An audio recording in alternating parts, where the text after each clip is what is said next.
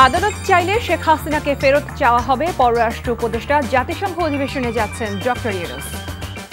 বৈষম্যহীন দেশ গড়াই লক্ষ্য তারেক রহমান, হাসিনার আমলে প্রধান নির্যাতিত দল বিএনপি মির্জা ফখরুল। 24 ঘণ্টা পর কাজে ফিরলেন চিকিৎসকরা, অভিযুক্তদের গ্রেফতারে আলটিমেটাম, দিনভর সীমাহীন ভোগান্তি। সরকারি কর্মকর্তা কর্মচারীদের সম্পদ বিবরণী দাখিলের নির্দেশ, বুধবার থেকে অস্ত্র উদ্ধারে সারা দেশে যৌথ অভিযান।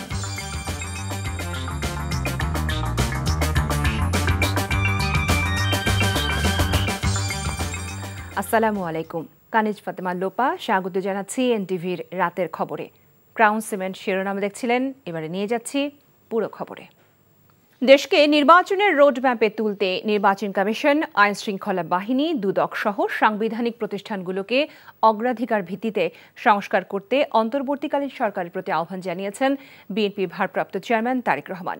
তবে সংস্কারকে টেকসই ও কার্যকর করতে একটি নির্বাচিত সংসদ প্রয়োজন বলে মনে করেন তিনি, যাতে সংস্কার প্রক্রিয়ায় জনগণের প্রত্যক্ষ অংশগ্রহণ নিশ্চিত হয়। গণভবনকে গুম, খুন ও গণহত্যার জাদুঘর করার ঘোষণাও দিয়েছেন তিনি। ইমরুল হাসানের রিপোর্ট। প্রতিষ্ঠার 46 বছর পার করল বাংলাদেশ জাতীয়তাবাদী দল বিএনপি। এই উপলক্ষে লন্ডন থেকে ভিডিও বার্তায় দলের ভারপ্রাপ্ত চেয়ারম্যান তারেক রহমান বলেন, সরকার কিংবা বিরোধী দল বিএনপি সবসময় দেশ ও জনগণের স্বার্থ সমুন্নত রেখেছে। 5ই আগস্ট স্বৈরাচারের পতনে নতুন এক দেশ গড়ার সুযোগ সৃষ্টি হয়েছে মন্তব্য করে তিনি বলেন, স্বৈরাচারের দোসররা গণ অভ্যুত্থানের সাফল্য নস্যাৎ করার চক্রান্ত অব্যাহত রেখেছে। আমি বিশ্বাস করি, বাংলাদেশের পক্ষে শক্তি সতর্ক থাকলে বাংলাদেশকে আর বিপথে নেওয়া যাবে না, আর পথ হারাবে না আমাদের এই প্রিয় বাংলাদেশ। নির্বাচন ও রাষ্ট্র সংস্কার ইস্যুতে দলের অবস্থানও তুলে ধরেন তারেক রহমান। রাষ্ট্র সংস্কারে প্রথম পদক্ষেপ হিসাবে অগ্রাধিকার ভিত্তিতে নির্বাচন কমিশন, আইন শৃঙ্খলা বাহিনী, জনপ্রশাসন, দুদক সহ সাংবিধানিক প্রতিষ্ঠানগুলো সংস্কার কিংবা পুনর্গঠন জরুরি। তবে টেকসই এবং কার্যকর উপায়ে রাষ্ট্র সংস্কার করতে হলে সংস্কার প্রক্রিয়ার সঙ্গে অবশ্যই জনগণের প্রত্যক্ষ অংশগ্রহণ থাকা জরুরি। সুতরাং জনগণের প্রত্যক্ষ ভোটে একটি জনপ্রতিনিধিত্বশীল রাষ্ট্র এবং সরকার গঠনের লক্ষ্যে দেশকে নির্বাচনী রোডম্যাপে তোলার জন্য প্রয়োজনীয় রাষ্ট্র সংস্কারের জন্য জনগণ অন্তর্বর্তীকালীন সরকারকে সব রকমের সহায়তা করতে প্রস্তুত। গণভবন স্বৈরাচার শেখ হাসিনার দুর্নীতি, দুঃশাসন আর অপকর্মের প্রতীক হিসেবে চিহ্নিত হয়ে থাকবে বলে মন্তব্য করেন বিএনপির ভারপ্রাপ্ত চেয়ারম্যান।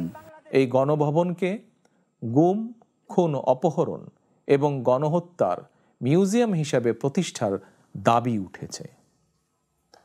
2009 সালের পিলখানায় সেনা হত্যা থেকে শুরু করে 2013 সালের শাপলা চত্বর হত্যাকাণ্ড এবং গণতন্ত্র পুনরুদ্ধার আন্দোলনের সময় গুম ও বিচার বহির্ভূত হত্যাকাণ্ড, 2024 সালে গণ অভ্যুত্থানে শহীদ এবং গুম হওয়া মানুষদের স্মৃতিগুলো এই মিউজিয়ামে সংরক্ষিত থাকবে।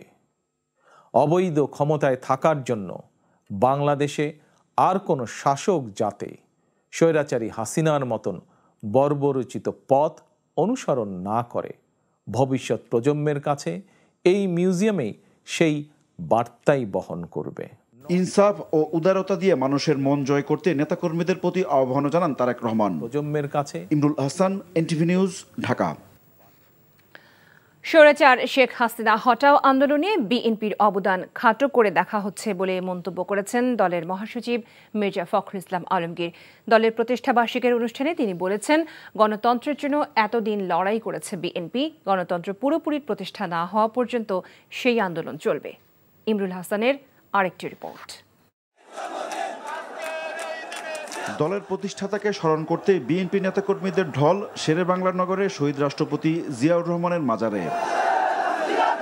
রাজধানীর বিভিন্ন এলাকা থেকে আসা হাজার হাজার নেতাকর্মী নিয়ে শহীদ জিয়ার প্রতি শ্রদ্ধা জানান বিএনপির মহাসচিব। এ সময় মির্জা ফখরুল বলেন, মুক্ত পরিবেশে নতুন বাংলাদেশ গড়াই তাদের লক্ষ্য। বাংলাদেশকে নতুন করে গড়ে তোলবার জন্য তিনি যে কাজ করছেন, সেই বাংলাদেশকে গড়ে তোলবার জন্য আজকে আমরা প্রতিজ্ঞাবদ্ধ হয়েছি, শপথ নিয়েছি এবং যে কোনো বাধাই আসুক সব চ্যালেঞ্জকে মোকাবেলা করে বাংলাদেশে গণতন্ত্র সুপ্রতিষ্ঠা করা। বিশিষ্ট চিকিৎসক। বন্যার কারণে এবার সীমিত পরিসরে প্রতিষ্ঠাবার্ষিক পালন করছে বিএনপি। দুপুরে নয়াপল্টনে কেন্দ্রীয় কার্যালয়ের সামনে আয়োজন করা হয় মিলাদ মাহফিলের। ফ্যাসিবাদী শাসনের বিরুদ্ধে আন্দোলনে বিএনপি সবচেয়ে বেশি ক্ষতিগ্রস্ত হয়েছে বলে দাবি করেন দলের নেতারা। বাংলাদেশ জাতীয়তাবাদী দলকে বিভিন্নভাবে আখ্যায়িত করে বাংলাদেশ জাতীয়তাবাদী যে কৃতিত্ব, সেই কৃতিত্বকে নস্যাৎ করার চেষ্টা চলছে। আমরা খুব পরিষ্কার করে বলতে চাই, আমরা গণতন্ত্রের জন্য সংগ্রাম করেছি, আমাদের এই সংগ্রাম অবশ্যই চলবে। যে জঞ্জাল আওয়ামী লীগ দিয়ে গেছে, সেই জঞ্জালগুলোকে কিছুদিন সাফ করতে হবে।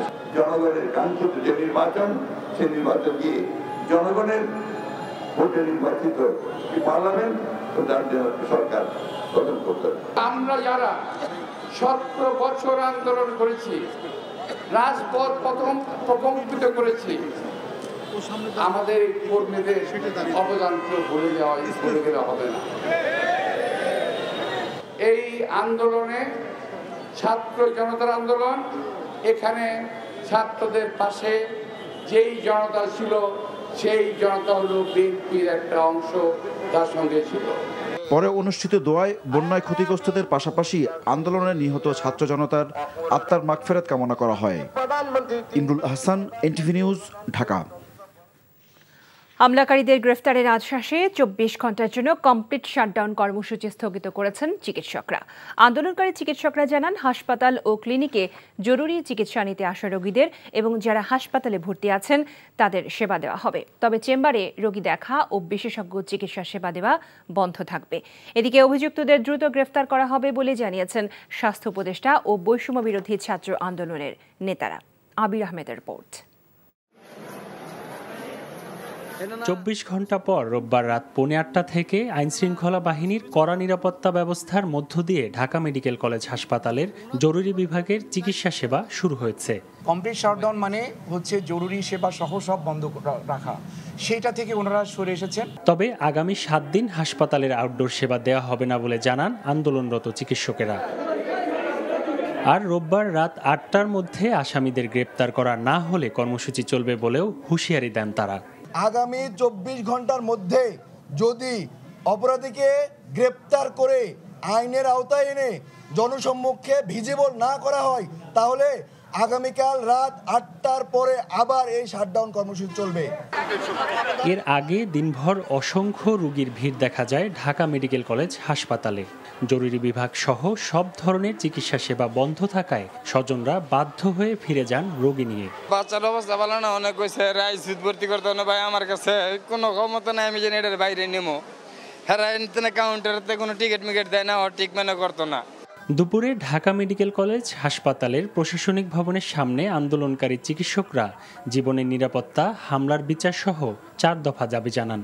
অভিযোগ করেন প্রশাসনের ব্যর্থতায় দুর্বৃত্তদের হামলার শিকার হয়েছেন রোগী ও চিকিৎসকরা। চিকিৎসকদের ডাকা কর্মবিরতি চলাকালে ঢাকার বাইরের হাসপাতালগুলোতে সেবা বন্ধ করে মানববন্ধন কর্মসূচি পালন করেন সেখানকার চিকিৎসকেরাও। এমন পরিস্থিতিতে ঢাকা মেডিকেল কলেজে ছুটে যান স্বাস্থ্য উপদেষ্টা। তাদের সুরক্ষার জন্য আমাদের যা যা করণীয় আমরা তাদেরকে বলেছি, আমাদের একটু সময় দাও, সিসিটিভির ক্যামেরায় যে ফুটেজগুলো আমরা পাবো সেগুলো বিশ্লেষণ করে আমরা তাদেরকে ধরবো। চিকিৎসকদের 4 দফা দাবির সাথে একাত্মতা জানিয়ে বৈষম্য বিরোধী ছাত্র আন্দোলনের নেতারা এই ঘটনার দ্রুত বিচার দাবি করেছেন। একই সাথে চিকিৎসকদের পেশাদারিত্ব বজায় রাখার আহ্বান জানান তারা। ডাক্তারদের যে অবদান বা ডাক্তারদের যে পেশাদারিত্ব সেটাকে রিপ্লেসমেন্ট কোনোভাবেই সম্ভব না। এখন ডাক্তারদের উপরে যে অযাচিত যে হামলাগুলো হচ্ছে সেটিকে আমরা অবশ্যই নিন্দা জানাই। না জেনে না শুনে উনি ওইটার সাথে ইনভলভ কিনা, ওনার কোনো দায় আছে কিনা কিচ্ছু না জেনে তাকে ফিজিক্যালি অ্যাসল্ট করতে, অর্থাৎ মারতে মারতে এখানে নিয়ে আসা হয়েছে ডিরেক্টরের রুমে। এটা কি কোনো একজন সুস্থ মানুষ করতে পারে? এটা মানুষ পারে না। শনিবার রাতে চিকিৎসা নিতে আসা রোগীদের এক পক্ষ আরেক পক্ষের উপর দেশীয় অস্ত্র নিয়ে হামলা চালায় ঢাকা মেডিকেলের ভেতরে। এতে আতঙ্ক ছড়িয়ে পড়ে চিকিৎসকদের ভেতরে। অপরাধীদের গ্রেপ্তারের দাবিতে আন্দোলনে নামেন চিকিৎসকরা। আবির আহমেদ, এনটিভি নিউজ, ঢাকা। সব সরকারি চাকরিজীবীর সম্পদের হিসাব নেবে সরকার, এই সিদ্ধান্ত নিয়েছে জনপ্রশাসন মন্ত্রণালয়। রোববার জনপ্রশাসন মন্ত্রণালয়ের এক সংবাদ বিজ্ঞপ্তিতে এ তথ্য জানানো হয়েছে। জনপ্রশাসন মন্ত্রণালয়ের সিনিয়র সচিব স্বাক্ষরিত নির্দেশনায় বলা হয়েছে, সকল সরকারি কর্মচারীকে সম্পদ বিবরণী দাখিল করতে নির্দেশ প্রদান করা হয়েছে। সেক্ষেত্রে কোন পদ্ধতিতে কিভাবে এই সম্পদ বিবরণী জমা দেবেন সরকারি চাকরিজীবীরা সে বিষয়ে শীঘ্রই বিস্তারিত নির্দেশনা আসতে পারে। দেশে বর্তমানে প্রায় 15 লাখ সরকারি কর্মচারী রয়েছেন। 5 বছর পর পর এসব সরকারি কর্মচারী নিজ সম্পদ বিবরণী নিয়ন্ত্রণকারী কর্তৃপক্ষের কাছে জমা দেওয়ার কথা। তবে চাকরির সেই আচরণবিধি তেমন কেউই মানছেন না। অবৈধ অস্ত্র উদ্ধারে আগামী বুধবার থেকে সারা দেশে যৌথ অভিযান চালানো হবে বলে জানিয়েছেন স্বরাষ্ট্র মন্ত্রণালয়। রোববার স্বরাষ্ট্র মন্ত্রণালয়ের এক সংবাদ বিজ্ঞপ্তিতে এই তথ্য জানানো হয়েছে। এতে বলা হয়েছে, আগামী 4 সেপ্টেম্বর থেকে অবৈধ অস্ত্র উদ্ধারে অভিযান পরিচালনা করা হবে।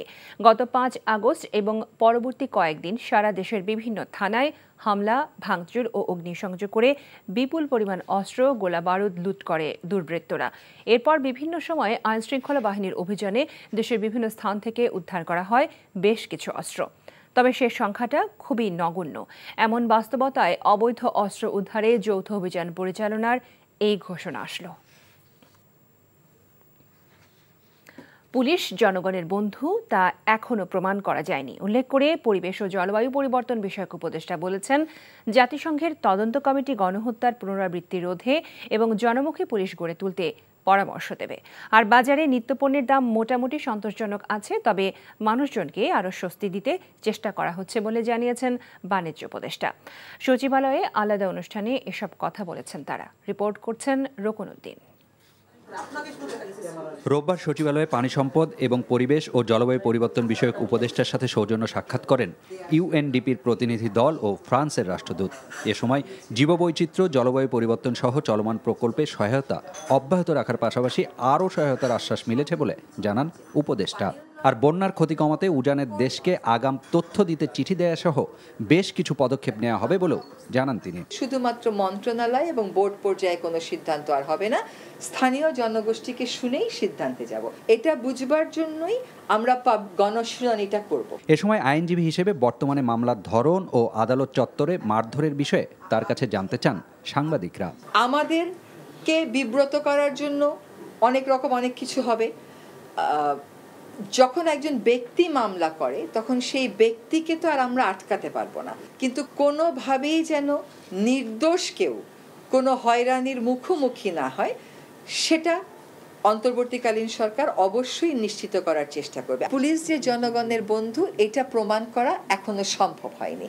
আমরা সবসময় বলেছি যে পুলিশ হয় এই দলকে দিয়ে ব্যবহৃত হয়েছে নতুবা ওই দলকে দিয়ে ব্যবহৃত হয়েছে। জাতিসংঘের ফ্যাক্ট ফাইন্ডিং মিশনে যদি আপনি কার্যপরিধি দেখেন, সেখানে উল্লেখ করা আছে যে এই ঘটনা যাতে আর কখনো না ঘটে সেজন্য সিকিউরিটি রিফর্মস কি নিতে হবে সেগুলোর ব্যাপারেও তারা আমাদেরকে বলবেন।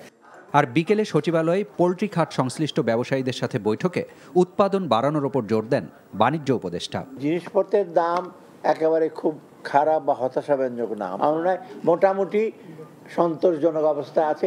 এটার জন্য আরো সন্তোষজনক বেটার হলো, আরো যেন সুখ হয়, লোকজন আরো কমফোর্টেবল হয়, সেটা আমরা চেষ্টা। পণ্যের সাশ্রয়ী মূল্য নিশ্চিত করতে জাতীয় ভোক্তা অধিকার অধিদপ্তর যথাযথ তদারকি করবে বলেও জানান বাণিজ্য উপদেষ্টা। Rokonuddin, NTV news, Dhaka.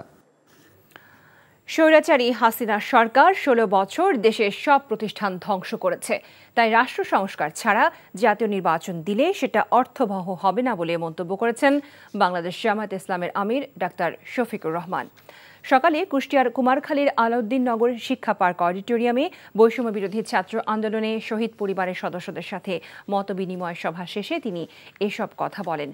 জামায়াতের আমির বলেন, অন্তর্বর্তী সরকারকে তারা যৌক্তিক সময় দেবে, তবে সেটা যাতে দীর্ঘ না হয়। জেলা জামায়াতের আমির অধ্যাপক মাওলানা আবুল হাশেমের সভাপতিত্বে মতবিনিময়ে বৈষম্য বিরোধী ছাত্র আন্দোলনের নেতৃবৃন্দরা বক্তব্য রাখেন। পরে বৈষম্য বিরোধী ছাত্র আন্দোলনে নিহত 14 পরিবারের মাঝে নগদ 2 লাখ টাকা করে তুলে দেন জামায়াতের আমির ডাক্তার শফিকুর রহমান।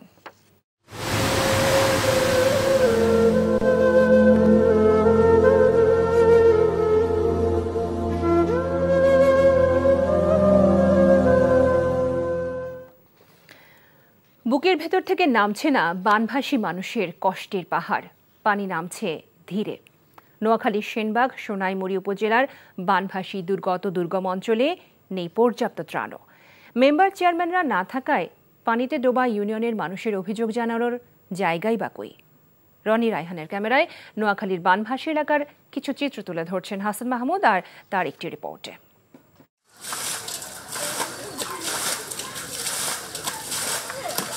বাড়ি ভর্তি পানি, ডুবেছিল ঘর, উঠোন, টয়লেট সবই।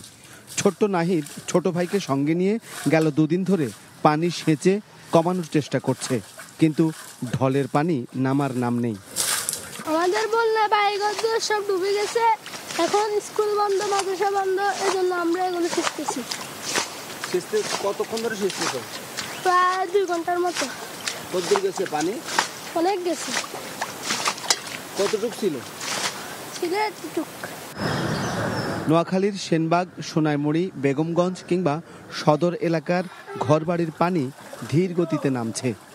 মাটির ঘরের আড় ভেঙেছে, পুকুরের পাড় ভেঙেছে, ঝাড় জঙ্গল আর ডোবানালা হয়েছে পানিতে থই থই, মিলেমিশে সব একাকার। পুকুরের মাছ গেছে ভেসে, মাটির ঘরের মেঝেও পড়ছে খসে। ঘুরে দাঁড়াবার চেষ্টা করছে মানুষ, কিন্তু পানি নামছে না খুব একটা। আমাদের এলাকায় এখন মেম্বার, চেয়ারম্যান, এমপি বলতে কিছুই নেই, সব ফালাই গেছে, কেউ নেই এখানে। আমাদের প্রবাসীদের কিছু সাহায্য চলতেছে, আর এলাকাবাসীর যৌথ উদ্যোগে আমাদের 2টা অলরেডি আশ্রয়কেন্দ্র চলতেছে, আর পুরো গ্রামটায় 95% পানির নিচে আছে। খাওয়ার পানি কলের থেকে খাইও কিরকম এই তো পুকুর সরকার সব একসাথে গিয়েছে। কত কিছু দিয়েছে, আমরা একটা কিছু পাইনি। কিছুটা কমছে, আরো পানি ছিল, আপনার মাথার সমান পানি ছিল এখানে। লেফটেন্ট পুরা মানে ওই দিকে যাই মানে ব্যবহার করছি আর কি, মানে টয়লেট পুরা মানে ইয়ে গেছে। নোয়াখালীর সেনবাগ, সোনাইমুড়ির বেশিরভাগ অঞ্চল এছাড়াও সদর অঞ্চলেরও বেশ কিছু এলাকায় কিন্তু এই রকম পানির নিচে তলিয়ে আছে, অর্থাৎ পানি কমে যাওয়ার পরেও পানির অবস্থা এই পরিমাণ।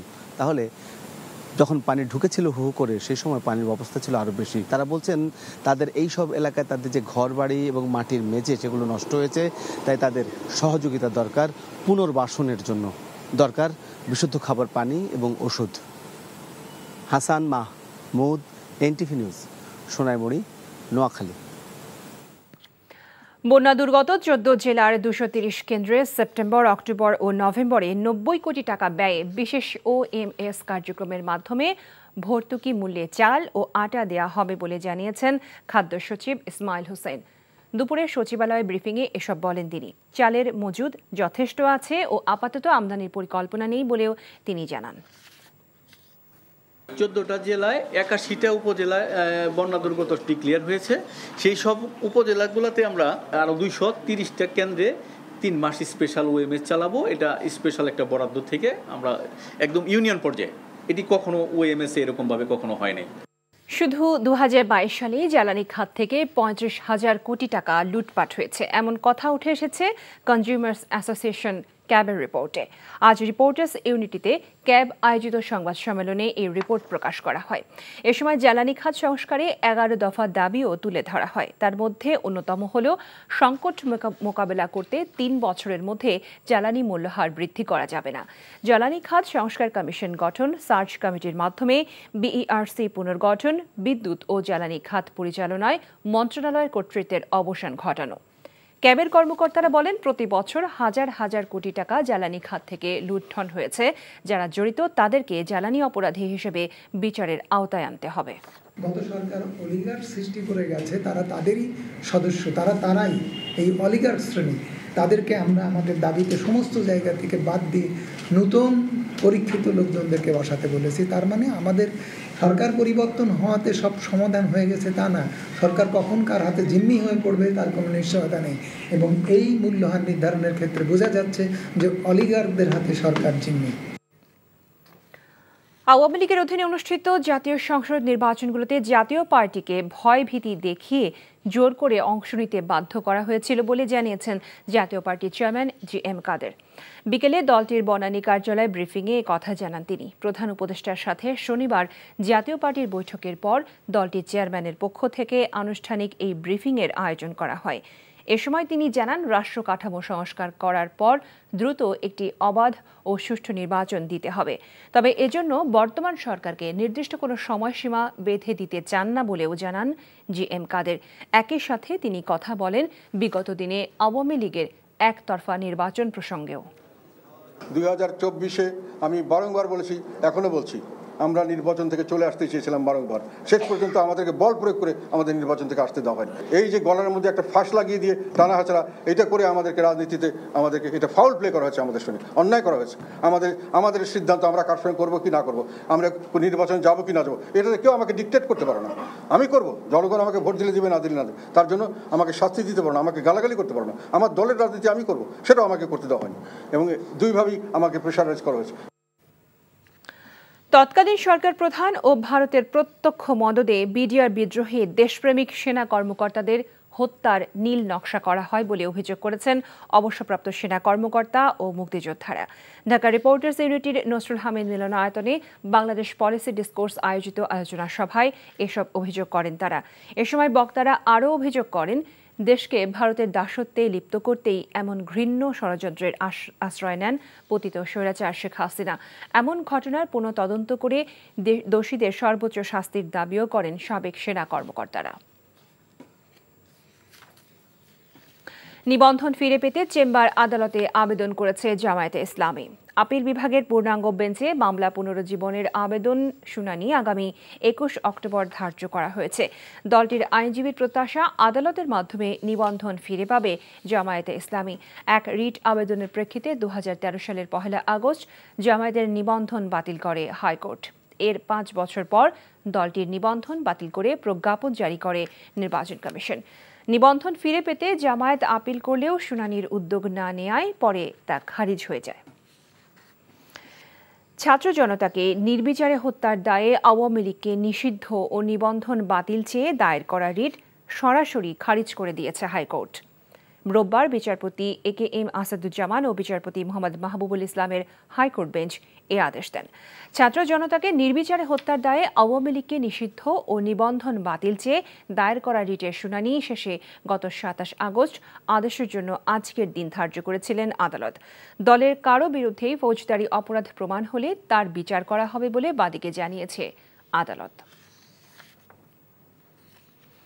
বৈষম্য বিরোধী ছাত্র আন্দোলনে নিহত military institute of science technology MIST এর শিক্ষার্থী শায়খ আল হাবুল ইয়ামিন এবং মোহাম্মদ রাকিবুল হাসানের নামে অডিটোরিয়াম ও মুক্ত মঞ্চের নামকরণ করা হয়েছে। আজ MIST এর নবনির্মিত অডিটোরিয়ামটি ইয়ামিনের নামে এবং মুক্ত মঞ্চটি রাকিবুলের নামে নামকরণ করা হয়। শহীদ ইয়ামিন ও রাকিবুলের পিতা মাতা সহ পরিবারের সদস্যরা উপস্থিত থেকে এর উদ্বোধন করেন। এ সময় প্রতিষ্ঠানটির কমান্ড্যান্ট মেজর জেনারেল নাসিম পারভেজও উপস্থিত ছিলেন। অনুষ্ঠানে শহীদদের স্মরণ করতে গিয়ে আবেগাপ্লুত হয়ে পড়েন তাদের পরিবারের সদস্যরা।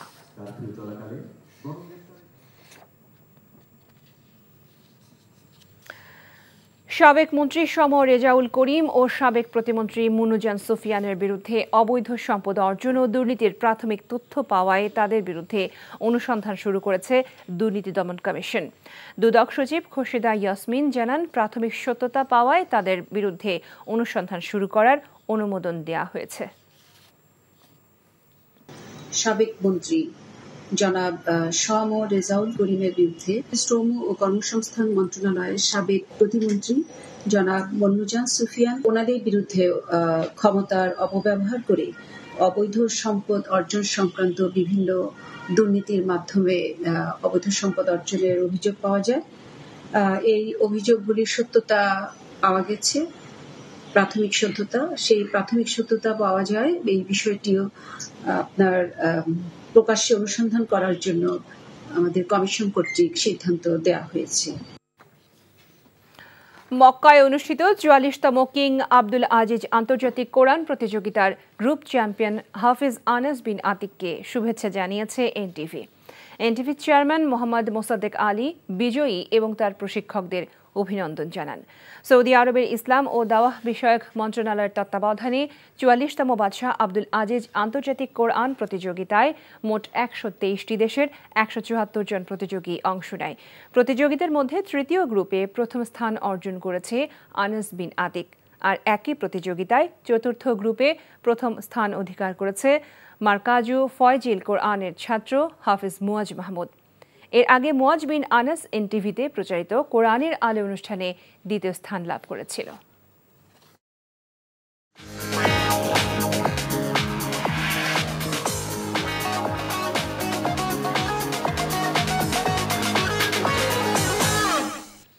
নগদ নিবেদিত অর্থনীতির খবর।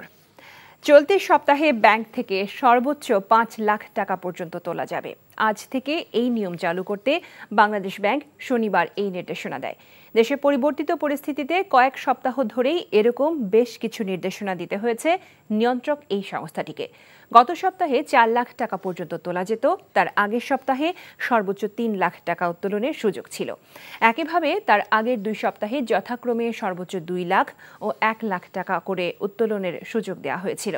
অর্থাৎ 4 সপ্তাহ ধরে টাকা তোলার সীমা 1 লাখ করে বাড়ানো হয়েছে। আদালত চাইলে শেখ হাসিনাকে ফেরত চাওয়া হবে পররাষ্ট্র উপদেষ্টা। জাতিসংঘ অধিবেশনে যাচ্ছেন ডক্টর ইউনূস। বৈষম্যহীন দেশ গড়াই লক্ষ্য তারেক রহমান। হাসিনার আমলে প্রধান নির্যাতিত দল বিএনপি মির্জা ফখরুল। 24 ঘণ্টা পর কাজে ফিরলেন চিকিৎসকরা। অভিযুক্তদের গ্রেফতারে আলটিমেটাম, দিনভর সীমাহীন ভোগান্তি। সরকারি কর্মকর্তা কর্মচারীদের সম্পদ বিবরণী দাখিলের নির্দেশ। বুধবার থেকে অস্ত্র উদ্ধারে সারা দেশে যৌথ অভিযান। এই ছিল রাতের খবরে। এই খবরের ভিডিও সহ আপডেট জানতে ভিজিট করুন এনটিভি অনলাইন www.ntvbd.com। এছাড়াও এনটিভির জনপ্রিয় সব অনুষ্ঠান ও খবরের আপডেট জানতে ভিজিট করুন আমাদের ইউটিউব ও ভেরিফাইড ফেসবুক পেজ। রাত 1টায় মধ্যরাতের খবর দেখার আমন্ত্রণ জানিয়ে বিদায় নিচ্ছি। সবাইকে ধন্যবাদ এতক্ষণ সাথে থাকার জন্য। শুভরাত্রি।